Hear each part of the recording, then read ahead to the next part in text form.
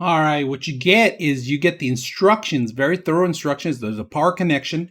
Now you get a power connection, but you have an option to put batteries in here to save the actual data. If you guys notice, let's take a look at the back and also to display the actual system. They give you a template and you could just use this as a template to screw the holes in there where you have to actually set up the screws or the nails if you can hammer this in.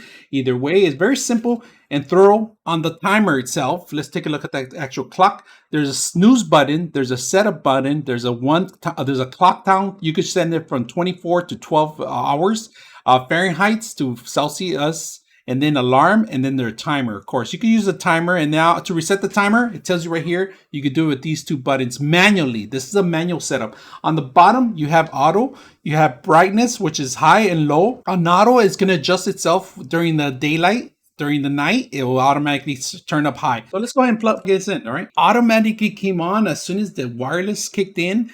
It picked up the time by itself. I didn't make any changes to anything. It's amazing. I just went in there, set up English. It automatically picked up all the stuff automatically. So we're gonna disconnect it right now, and we're gonna see what happens when you disconnect it. And this is 221. We're gonna disconnect it. Crazy thing about it, we're gonna come back in about a couple minutes and connect it, reconnect it instead of a couple of seconds. All right, we're gonna reconnect this and see if the clock actually kept its time. And if you guys notice, it kept its time. It just automatically, I didn't have to set anything up. I didn't have to do nothing. It automatically configure itself with the time. This is a plus for me. I don't have to go into the remote and make some changes. If you want to do the timer remote, this is perfect. If you have a timer, if you have something to set up, you can set this up with a timer. I like that it shows you the degrees, Fahrenheit to Celsius. You can do that. Today is Monday. It is 2:25 p.m. right now. It is. I'm looking at the actual digital clock, and I'm looking at the clock, and they all match the same. So, and then we're gonna set up the timer. You can do the timer if you want. We're gonna put it at right now. We're gonna put it auto. So the auto will automatically adjust. Now the time, you guys can see the timer. Hit the timer.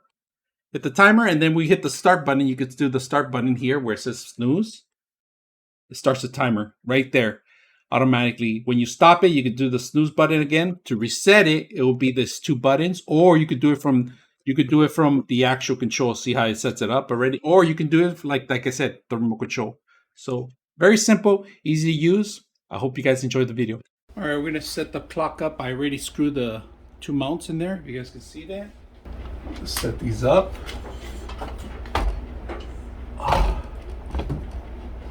Set one of them up first, and that's it.